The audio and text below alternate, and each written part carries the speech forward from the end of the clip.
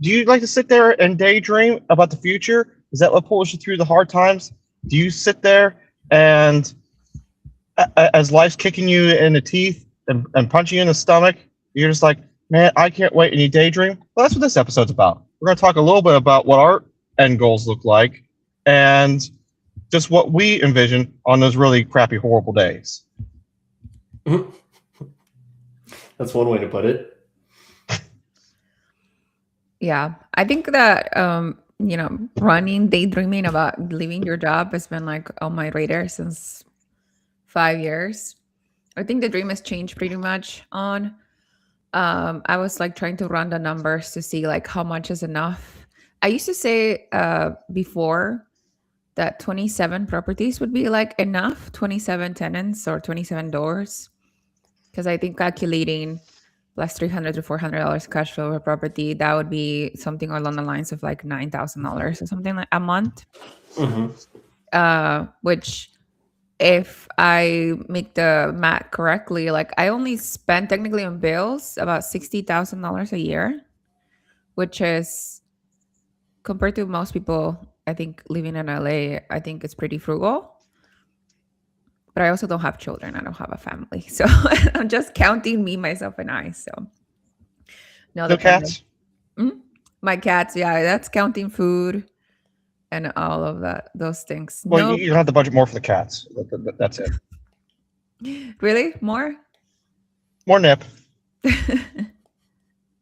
How about you guys? Go ahead, Jack. Okay, so for me and Cynthia, I budgeted. It's going to be about $20,000. I can make it work with less. I can make it work with more, and it's not so much.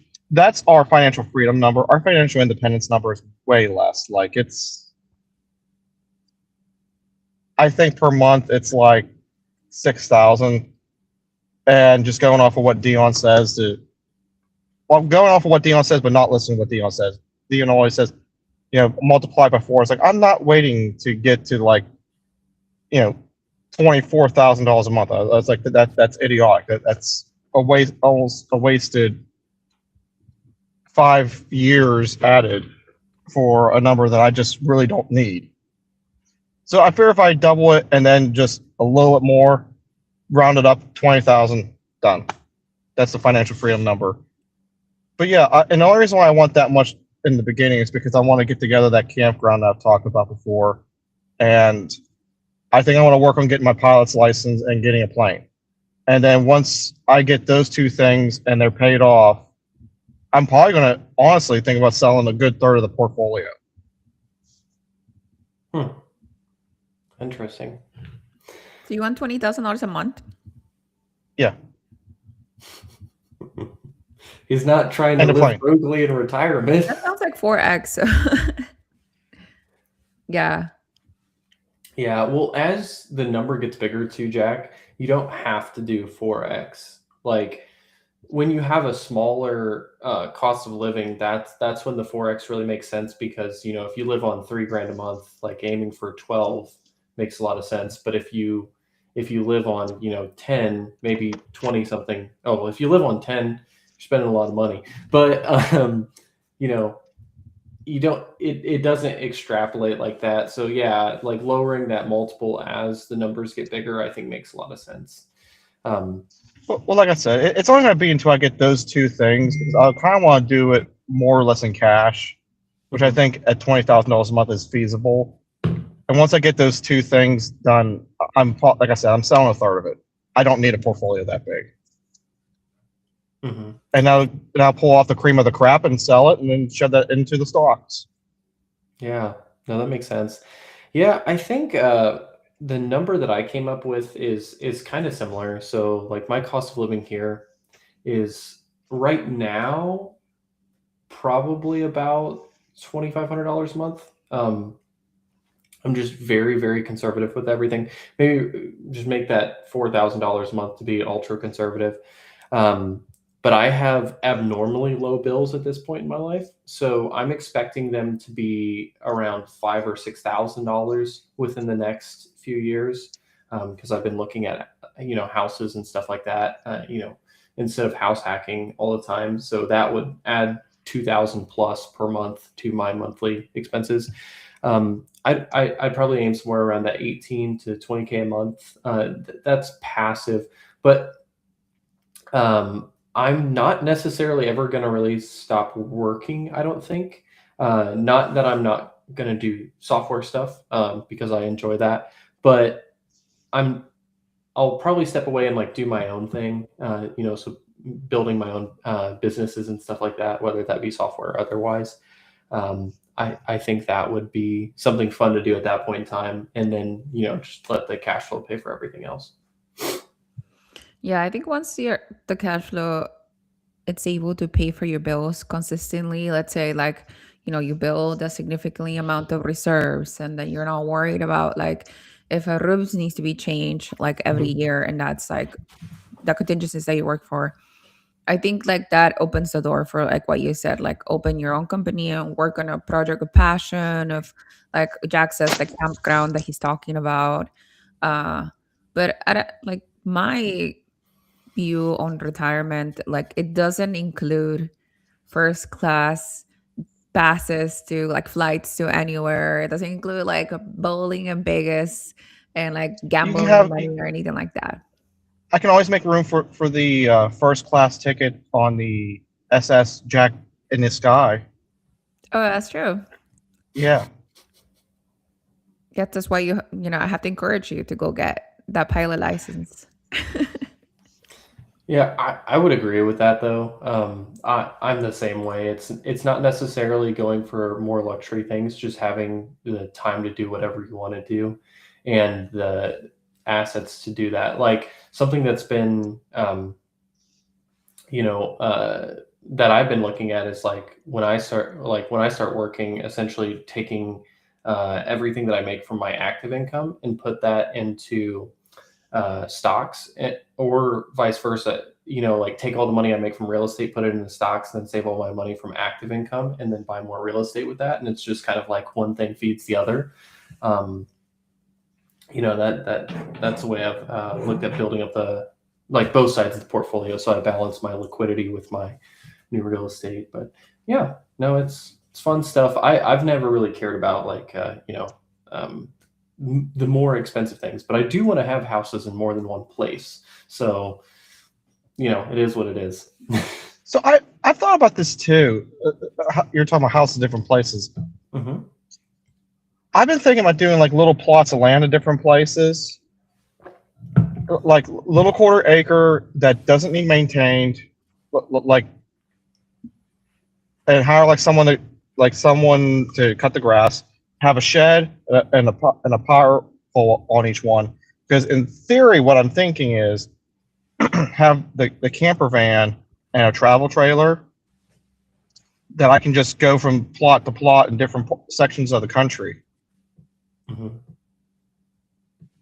Yeah, that's what you enjoy. That's what you work so hard for to get the real estate. So go do that. I like camping, and yeah. Do you do diving or anything like that?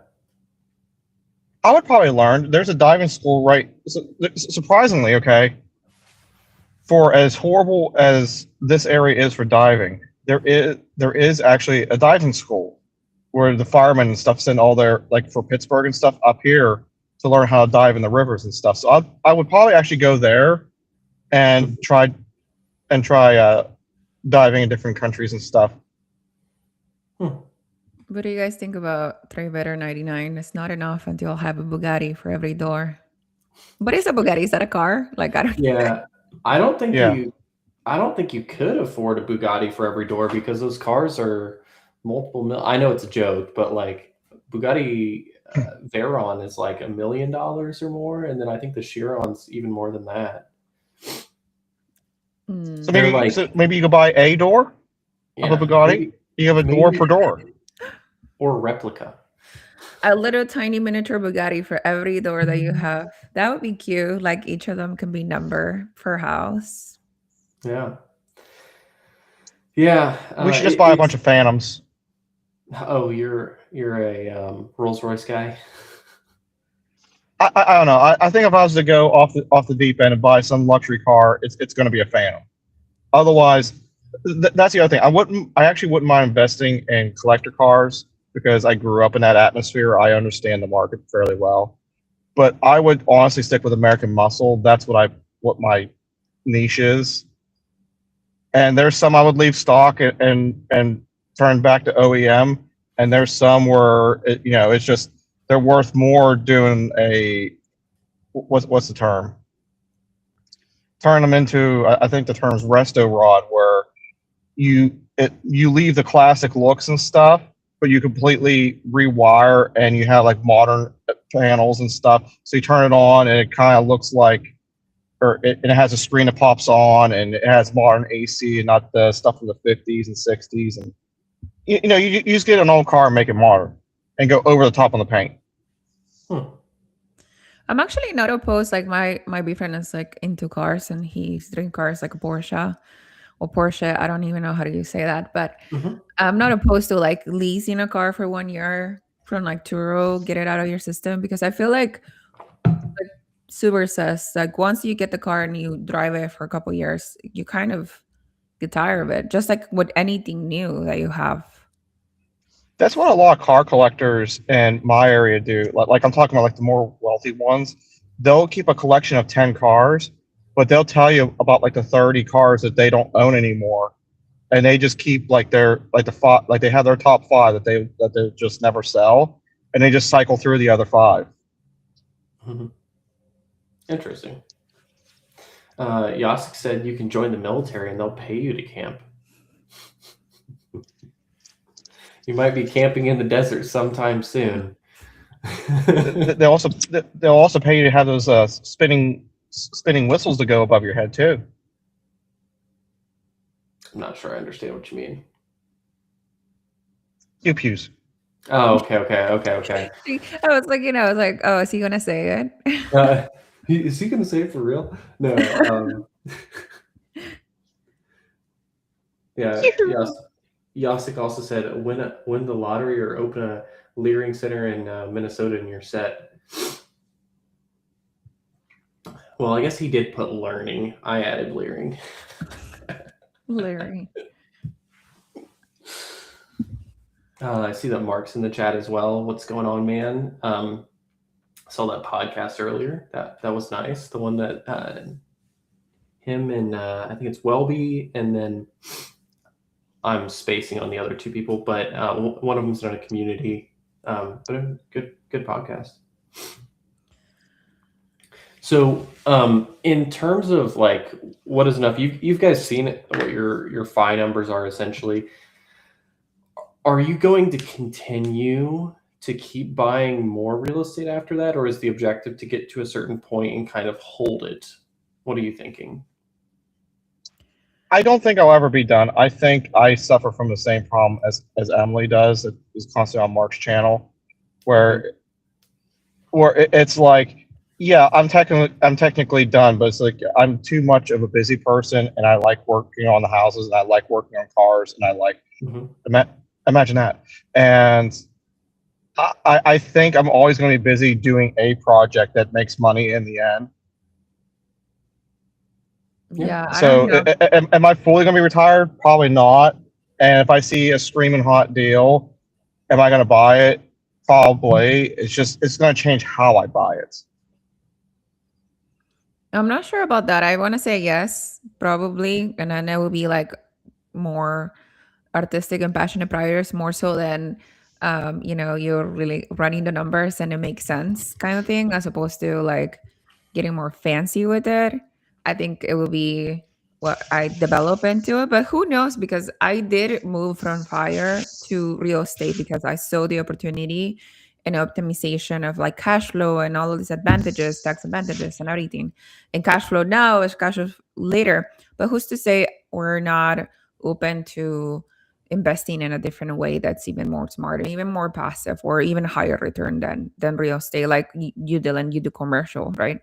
Technically, like in my mind right now, like I don't think I would be able to do commercial, but who knows? Like later on, I see 30% cash on cash returns, and I was like, okay, let's do and buy an apartment, and that's where I move my money on. Like I think I would think about lending too. Like lending is something I would consider. Yeah, just a little bit more passive, but still getting really good cash on cash returns. and helping out a newbie. Yeah.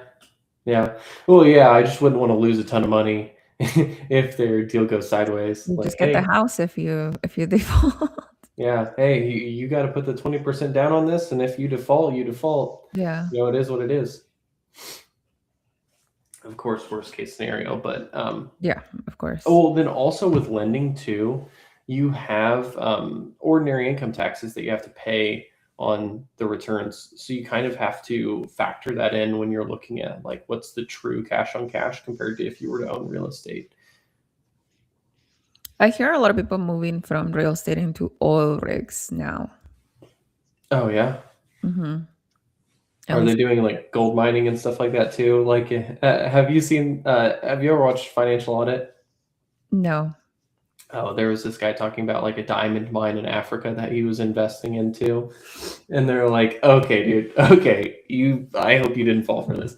But people are, where are the oil rigs located at that people are doing this with? Like in the US. But I'm not 100% sure how that is. I have never looked at an oil rig investment. I wouldn't even know how to look at what is. But that one of the things is we're talking about, it's like you can bonus depreciate an oil rig, just like real estate. So people lost year one, I guess.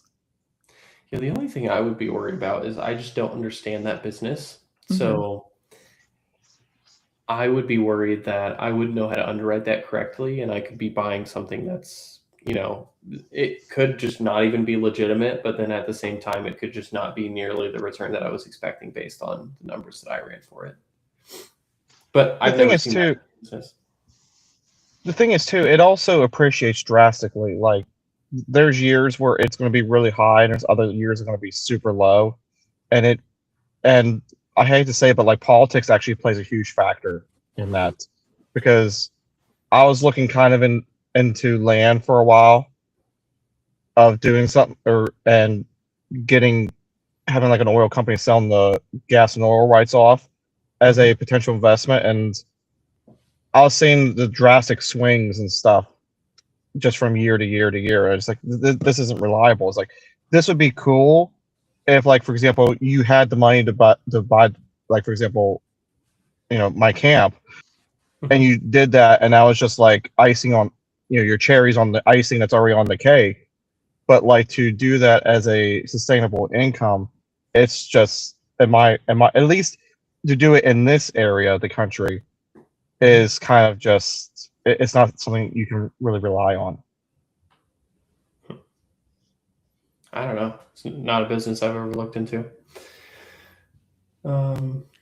Three Better says, would you buy a Tesla to buy the full self-driving? Full self-driving will come subscription only at the end of February 2026. I don't know. No, I'm gonna buy a monster truck. Yeah, I don't know about the subscription for FSD. That's crazy.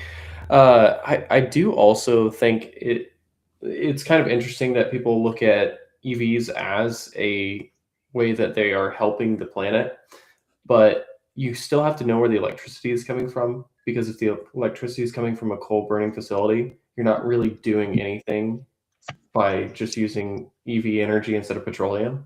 So I don't know. It's an interesting thing. I do like Teslas though. Well, if you have solar panels and you're charging your Tesla through solar panels, is green. There you go. That is fully green. Now you just have to figure out how much coal and everything was burned to make those solar panels. But they stay for 30 years. Oh, yeah. Yeah, no, I think that's the greenest way you can do it, at least I would say. I've heard that windmills, though, I don't have the facts to prove this, but I have heard that the energy that goes into creating windmills far exceeds the energy that they ever output from a benefit of like being more green. Hmm. I don't know. Could be a total lie. I just heard it. Yasi said, owning luxury cars is not expensive to buy. The problem is maintenance. I want to say I agree with you on that because you can get some really nice cars for like $40,000-$50,000, like some Mhm. cars that would normally be 100 plus. But the maintenance you have to pay for maintaining those cars is really expensive. Even if you were to look at just like a BMW, for example, which I wouldn't consider like a luxury car. It just depends on which variation of BMW you're looking at. But their oil changes and everything are a lot more expensive than just a Honda. So like everything all around with owning a luxury car is more expensive. Yet again, I'm not calling a BMW. I think everything's more expensive than a Honda. Yeah. Well, hey, I like my Honda, is what it is. I never owned a luxury car, so I wouldn't be able to tell you how much it is to keep it up. I just know people that fix them, and they're like, people just don't know how much it costs to take care of all this stuff. It's ridiculous. So they buy like German cars that people have like destroyed the engines to by not taking care of it, and they'll just like rebuild the car, rebuild the engine, and then sell them because they're like after they take care of it, it's like essentially good as new. But they just said they get so many because people just don't put the right stuff in them, and they just don't take care of them properly. Oh, my bestie is here. Violetta on the comments. I think I will be done, but I will do more fun projects on those that have more positive impact. Yeah, no, I think that's good. I feel like everybody would like to do something like that when they have more free time. Something that impacts others outside of themselves. I don't think everybody just wants to sit at home and do nothing and be retired. But yeah, no, that's good. I mean, I feel like that's what a lot of us do, even now, with just being real estate investors that are also speaking to newer people in the real estate community. Like, we don't make any money from any of this. We just like doing these videos so we can put stuff out there to help people that are in different positions than we're in right now. And we also like cracking jokes at each other. Yeah, that too. Yeah, see, Flavio's doing good. Low Yeah. expenses. He has 3 kids, he said. Dang. That's pretty good for 3 kids. Yeah. I can't see it. Yeah. My enough is $10,000 a month. Keep expenses low in another country. That's his freedom. No, that's Cool. pretty sweet. Trigger said, Does Flavio keep up on the pew pew vest for all the kids too? What? I said, does Flavio keep up with all the pew pew vests for all the kids too? He talks about that with Pittsburgh. Okay, the best. Yeah, it said Lynn with financial freedom. Oh, were you just throwing that out? Yep. Yeah. Projects like not Doctors Without Borders, but I work in mental health now, so I think it would be like more so opening up a nonprofit for like to help the communities that, for example, don't have insurance or can't afford insurance. In terms of like, there's a huge stigma in my community and like Hispanic communities for mental health and mental health services. So that would be one of the things that I could do using my actual career as opposed to the real estate information and knowledge I have, which I also do with my podcast, guys. Yeah. That's your Saturday podcast, yeah? Yes. And if you want to watch it, it's on Lynn Does Investing on YouTube. And we have a YouTube channel called Real Estate Jefas, and you can download our episodes anywhere in Spotify, Apple Podcast, or whatever you listen to podcasts. Awesome. Walking or biking would be the greenest way, is what Yasik says. Yeah. Too bad. In the U.S., everything's just so spread out, man. Walking or biking takes a long time to get anywhere. You know what? Yeah. Maybe Yasik's onto something. If you just put like a little gas tank and a motor and some handlebars and like a throttle or something that does about 80 miles an hour, you can get to places pretty quick on that little motor bicycle. I do romanticize like living in a walking community, kind of like Chicago, downtown Chicago, or like New York. Yeah. but I don't think that's lower cost of living either. Yeah. No, it's pretty expensive in both of those areas. Hmm. Like I was looking at some apartments in Chicago, and they're like, I don't know, at least in like the nice area, like near Millennium Park, is like $2,500 a month, $3,500 a month, depending on if you want a studio or a 1 bedroom Hmm. or a 2 bedroom. You know, it's You should do two ridiculous. bedroom. You Yeah, could do that's it. probably like $4,000. Yeah, no. You could do it. I'm okay. I'm okay. R. Freeman says, "Good afternoon, guys from Oregon City, Oregon. Welcome." Lavi is going to Pittsburgh. Are you guys having a Pittsburgh meetup? Nothing's been scheduled yet. Oh, okay.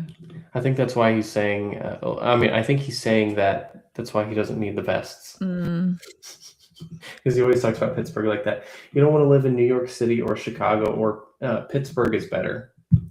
I do like Chicago, I gotta say. Yeah, I got like best food, lakefront. I like yeah, water. I probably could live there. Not in the yeah, winter. I've never but- been to Chicago, so I can't compare it to anything. I don't know. I've been to New York City. I wouldn't want to live there. There's no way I'd want to live there. yeah. I've been to New York, and I don't think I would want to live there. I do like Chicago, though. I would probably live somewhere outside the city, just so the city is close enough to where you can get there and do whatever you want to do, and then head back home. But you guys got anything coming up? I know we got the ORAD event in less than 30 days. I'm just super excited about it. I mean, we'll all get to hang out in person. Maybe we'll shoot a few lives together. Mm-hmm. Yeah. Yeah. No, we could do something like that. We'll probably be live streaming stuff from the strip, potentially. Just depends.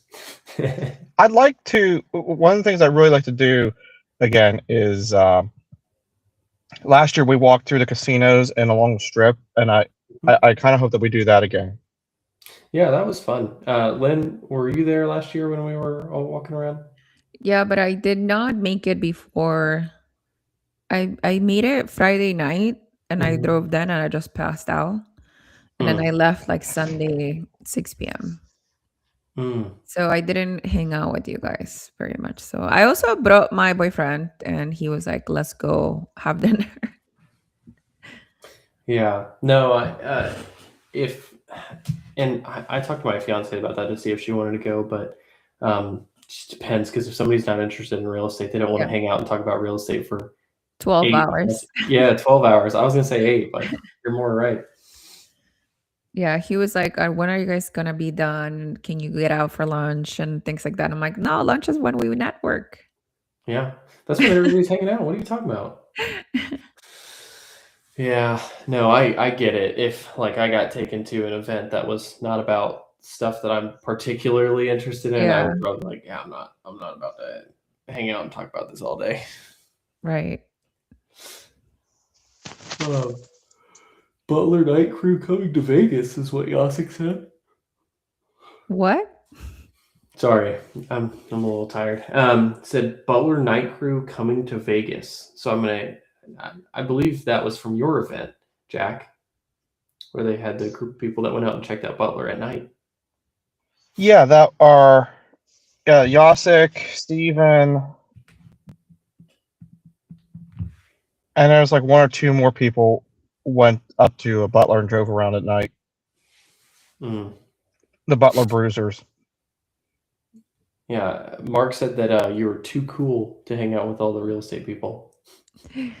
Yeah, it was a long day. I mean, that was my first conference, but it was definitely a long day. And I don't know how you guys do it. I go to sleep at 8 p.m. So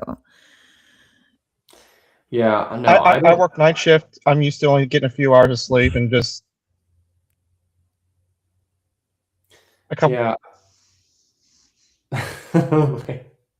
I think there might be a delay here because we keep talking over each other. yeah. It was it was definitely, there was at least one night where I was like, man, I did not get enough sleep. I want to say we all went back to the hotels at like 3 a.m. or something like that, Oh, and I geez. believe we had to be at the event at 8, so that was not ideal.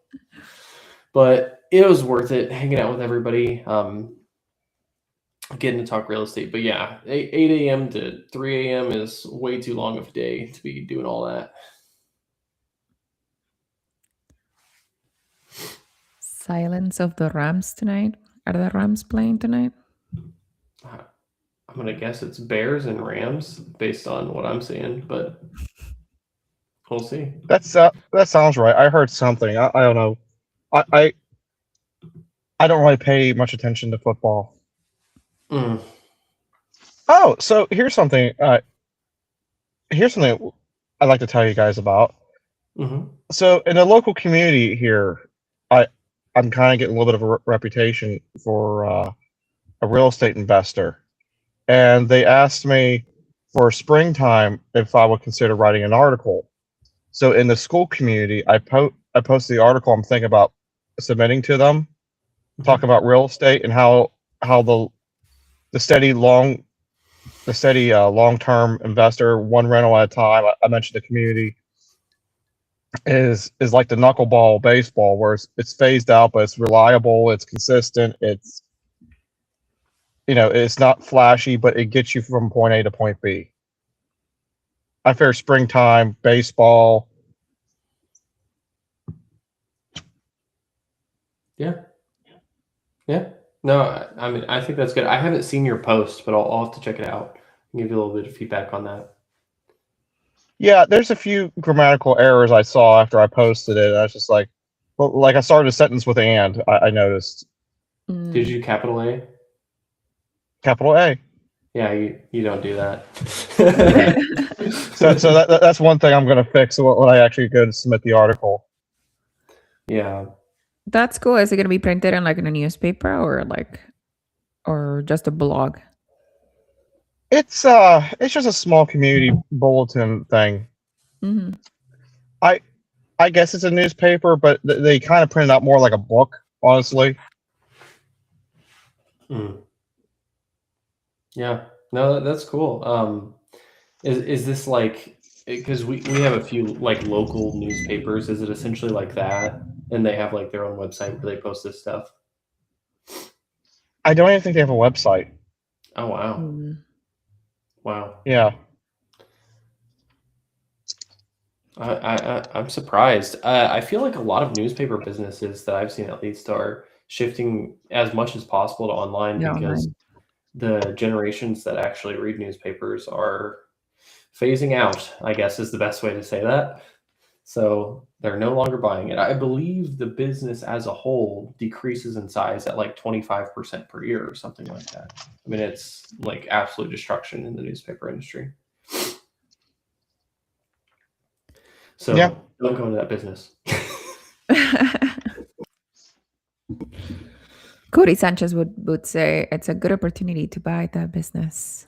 Oh yeah, It's a good turn it into a opportunity. media company. All you have to do is just turn it around. Yeah. I don't know. Go ahead. No, go ahead. No. Go ahead. Oh, this is so weird. I'm now hearing you before I see your lips move. Oh, okay. So there is a delay. Yeah. A massive delay. We need like a talking stick.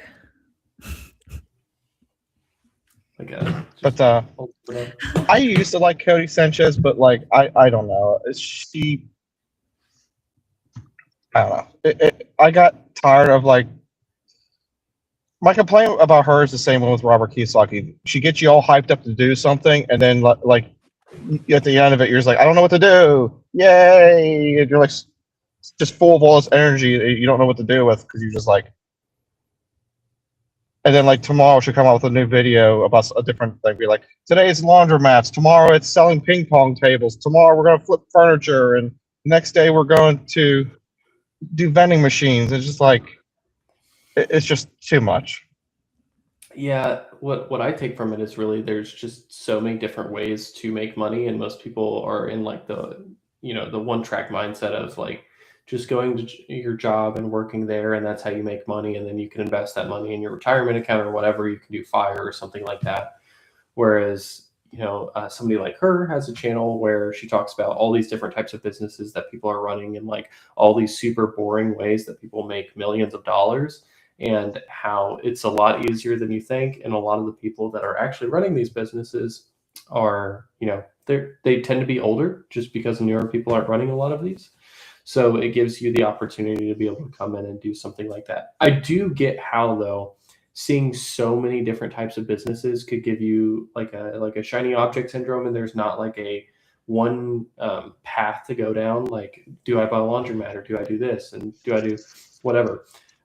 I think the message is it really doesn't matter because all of those businesses can be successful. It's just picking something like that that interests you, and then being able to run with that. I do see a lot of critics from her though. Like there's people that say that she's an actress and she actually doesn't own any of the business she claims to have bought. Mm. And like we don't know exactly, right? Like who could tell? Like you have to do some legit skip tracing to see if like she owns many of the companies she's bought. But um I think it is a lot of like hustle culture, because if you like, we know about real estate because we spend time in real estate, right? But if Hmm. you went and probably Jack, he can buy like a landscaping business and like Hmm. succeed. But like Dylan, if you went to buy, or myself went to buy a landscaping or a pool cleaning business, I would fail because I have no prior experience or like frame of work in which I spend time in this business. How can I succeed? Even if, let's say, the person that was owning it in the past were not doing their books right, or we're not using software, or we're not using like a marketing or anything like that, I still think it would be incredibly hard for me to succeed in that business just by pitching the idea of seller finance to obtain that business. Yeah. No, I totally get that, and I don't know if she owns any of the businesses that she does talk about. I do She think it just talked. gives. Oh, sorry. Go ahead. Sorry. I was just gonna say I think it just does give people some good ideas of like things that they could look at out that are outside the box. So even if everything she does is fake, not saying that, guarantee that could get clipped, but Allegedly. allegedly, if that were the case, I still think it's like a good message for people that want to be business owners that there's more than one way to do things, and online isn't always the only way that you can go to make a lot of money in business, or be able to get yourself out of working a 9 to 5 so you can work a 7 to 12 a.m. you know because a lot of the time that's kind of what it's like running a business. Like you are the person that is responsible for all of the things, so even if you have employees, if something comes up, you still have to work. But I agree with Jack. She doesn't tell you any actionable steps of how Yep. to like run the Yeah. numbers on a business, like Yep. how much revenue, how much profit you're supposed to be like looking at, or like what are the faults or the pains, or even how to structure like a seller finance deal. Like she doesn't go over any of Yeah. that information. It's all very broad, very general, very vague.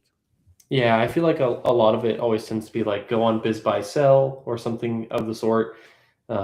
Which if anybody in the audience doesn't know, it's just like Zillow for businesses. But going on a platform like that and then just looking through the businesses, and I don't think any of those are ever going to be the best ones. You kind of want the ones that maybe somebody's not even thought about selling yet, because if they've already thought about selling and listed it, it's probably at a premium to where you're just not going to want to buy the business in the first place. Also, it's really important to understand how to underwrite the books, and see that people are telling the truth, because that could be an issue with small businesses as well. So yeah, there's a lot of things that aren't considered in there, or like if you're using SBA loans, how to go about getting SBA financing. I think there's a lot of things that could be covered that haven't been covered. But yeah, you could also argue that just like pushes you in that direction, then you go learn all those things by yourself. But I don't know. If you sell a course around that stuff, it's different. I don't know if she does sell a course or not, so I can't speak to either way on that. I feel the same way about Pace. Yes. Yes. No actionable steps either, like other than calling somebody up and trying to secure a deal, but with actually no numbers or like known cash flow or Mm-hmm. running the numbers or underwriting whatsoever. Mm-hmm. Yeah, no, I agree on that. I mean, he'll go over the numbers on some deals, but it's been a while since I've watched that, but I don't feel like it's ever like hyper specific with anything. Like, I don't like seeing when real estate investors, and I'm not saying he does this because I just haven't watched his videos in forever, but they're like, okay, so the rent is $1,800, my mortgage is $1,100, so I'm making $700 a month. And I'm like, you and I both know that that's not true. So why are you trying to sell people that, don't do this? That is it because you're selling a course or something to that, like, something like that, or selling a community or something. I don't know though. I don't know if Pace does that. So He does. well, I know he sells has a courses. community. I know he has a community, but I'm saying I don't know if he underwrites numbers like gurus do, where it's just like mortgage minus, rent minus mortgage. There we go. That's my cash flow. Yeah, I used to, because the meetups here, like there, we have a lot of sub two people. So I used to talk to a lot of the house sellers or the people that are doing cold calling for like what their system is. From my understanding, I might be chopping this out, but my understanding is like every city has like a lead person, and that person has a team. So like there's an LA lead, multiple LA leads, and their own team, and the teams, the people that recently joined, in order to gain, I guess, more hands-on experience, they call. So they are given list of cities that where they can call, but they're just giving like a pull list or whatever, and then it's like, are you open to like sub to seller financing? But the people that are cold calling, they don't know how to run the numbers. They don't know what the exit strategy for the property is going to be. They don't know if it's like they're doing co-living or they're doing assisted living or they're going to do fix and flip. They just need to be able to get the lead to be a warm lead, and then so they can off it to the team lead of that team. And then now the team lead is in charge of like closing the deal or whatever. And then my understanding is that like Pace takes the creme of the creme, right? Like whatever warm Leo that's already closed. But I guess that's how you get the hands-on experience of cold calling. But when you talk to the people that are doing the cold calling, they don't know what the exit strategy is going to be for the property, the house, or whatever. Mm-hmm. Yeah, well, and that's where you can run into issues too with there's another guy that does videos on Instagram that has the same kind of system set up where he's got a bunch of cold callers that are calling on his behalf, negotiating these deals, trying to get them under contract, and then try to pass them to him to see what they can do with it. And yeah, I just think that's not the best thing to do, because one, I believe it is fraud when you do something like that. When you're saying I'm going to buy the thing, or I have somebody that can buy the thing, but you don't actually have anybody that can buy the thing. You have to try to dispose of it. Like, I don't know. I think you kind of have to be careful with those situations, because I believe you can get sued for non-performance of the contract if you let the contract expire. Now, is somebody going to sue you to make you buy a house? I don't know. I wouldn't think so, because if you can't buy it in the first place, then they can't make you buy it. I could see someone doing that. Yeah, because like suing you to make you buy because a like, well, if a lot of times, so like the Pace Morby community, he's mentioned this where he'll look for someone that's in foreclosure, and then he like does a subject to deal, and somehow rents it back to the people who own it and stuff. He's done that a few times. And like, I'm not saying that Pace couldn't just outright buy the house because he has the money to. But if something happened where he failed, I could see them like suing him, being like, look, we're now officially in foreclosure, or we're going to lose the house, when we could have had, 2 weeks to to get this organized, but we lost 2 weeks because of you. Mm. Yeah, I guess I could see that. That's about the only situation I could see that happening in. Yeah, I don't think you'd be sued to like be forced to buy the property, but some kind of compensation. Then again, Elon did get sued when he was trying to back out of buying Twitter, and they made him buy Twitter. So, I guess if you have the means, they might make you do it. I don't know. What does it say? Like 95% of litigation, only like 5% actually go to trial, kind of thing. Like 95% of litigation is just disregarded. Like they never actually go. I don't know. So that's not saying that it goes to some sort of arbitration or something like that. Yeah, that's not to say that there's settlements or anything like that, but yeah. Just 95% is bogus, and then That 5%. Although, I feel like there's an 80-20 with everything. yes. But you guys got anything cool going on before Vegas? I Are might you get a buying? roof installed. Huh? What? I'm gonna get a roof installed. Fun. Yeah, and hopefully the apartment have all the flooring ripped out, Mhm. and yeah, and then I should be able to hit it hard once I get back. So what I would like to do is that week I'm out there, I would actually like to try and schedule to have the drop ceiling installed. So when I got back, it's like literally all I have to do is just paint, floor, and pay an electrician to come in and do the electrical. Oh, and the bathroom. Mhm. How much is a roof in your area? Like, I mean, how big it is and how much is it? I'm not exactly positive on the square footage of the roof. If Okay. I had to ballpark it, I would say about 1,400. Mm.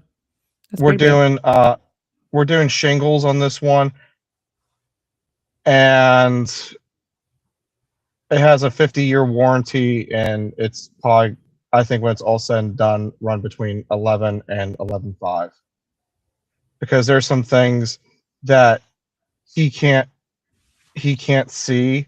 He's like, oh, well, it's gonna be $75 per sheet of plywood, and I'm just Yeah. like, well, I could see it being about 6 to 8 of those.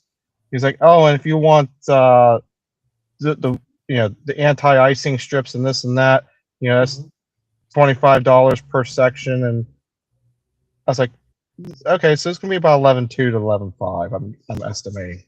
Mm-hmm. That's pretty good, actually. I think it's good, and I normally would stick a metal roof on it, but this property is one that I'm indecisive on, in the sense that, like, when I turn 80 years old, this might be one that I decide to kick. Just a property that you're not a huge fan of. I like the property. I don't hate the property. It's a good deal, but I don't know if this is one that I'm going to take to the grave with. Makes sense.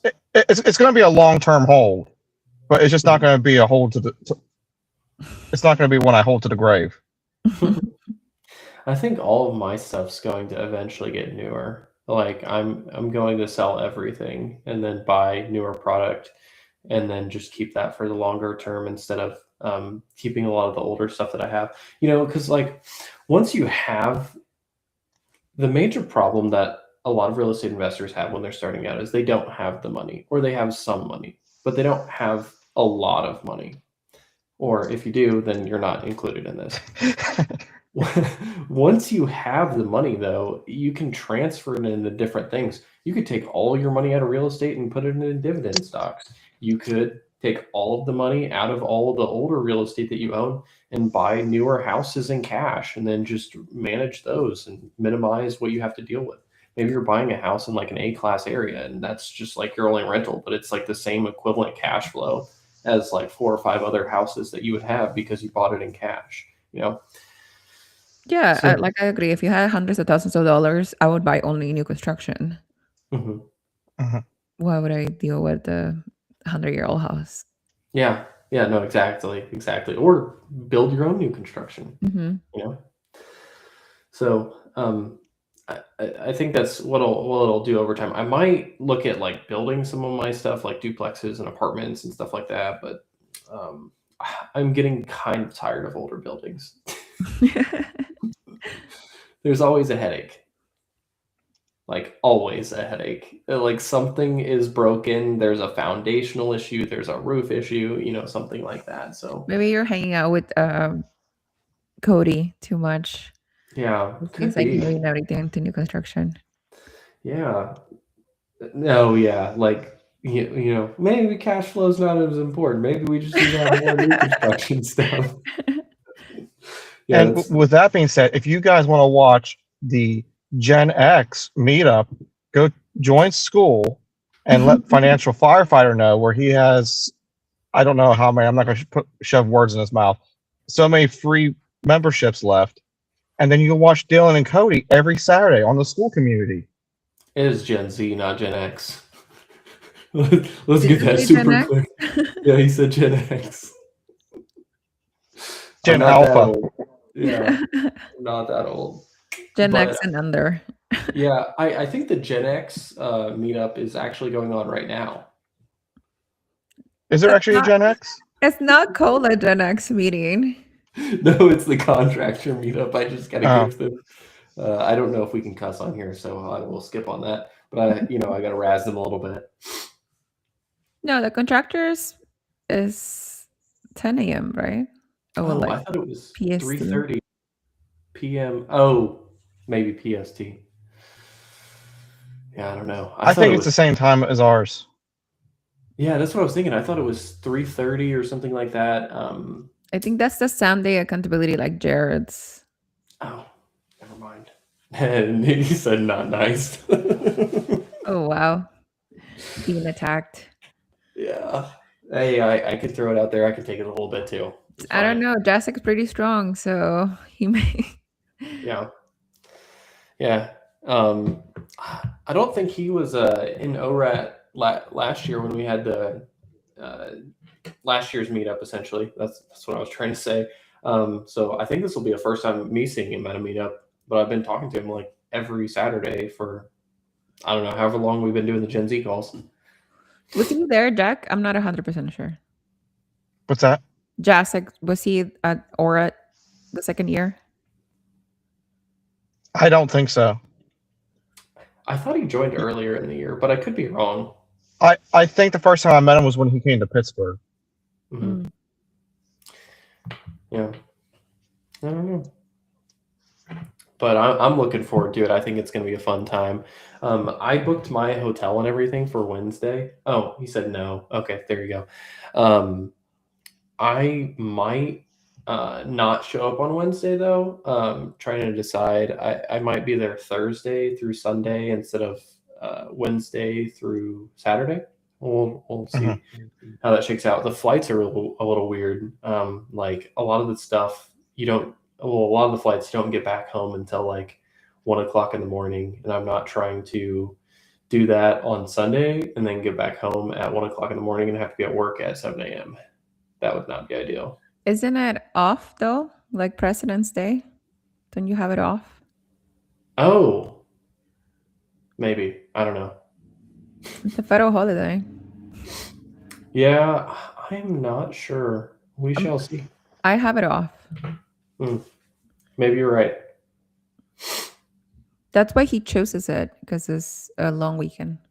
Oh, no, I thought he chose it because it was Valentine's Day and everybody gets to meet up on Valentine's Day. Gets me in trouble he every chose it because year. of President's Day. Yeah. I don't think he cares at all about Valentine's Day. He cares about breaking down couples during Valentine's Day. Yeah, I was going to say, it gets me in trouble every year.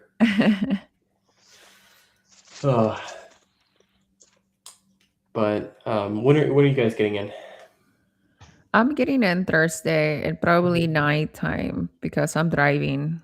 Um, I don't know if I'm gonna do the Thursday meetup at midnight. That's kind of crazy for me. But I think the it's actually at 9 or 10 is what I was told, but I don't know if it's how 9 or 10, accurate. I might show up for like 1 or 2 hours. But the next day, the coffee with Brandon, I'm gonna be there. Yeah, and it's 9 or 10 a.m. PST. So if you're from where I'm from, it's Like it's midnight. already 12. Yeah, It's lunchtime for me. it's lunchtime wow. for you because you work at night. Yeah, Yeah. you're lucky. Yeah, because I was getting real tired as soon as I got there because I like literally landed and then went to the Denny's meetup. And I was like, oh my gosh, dude, I'm gonna fall asleep.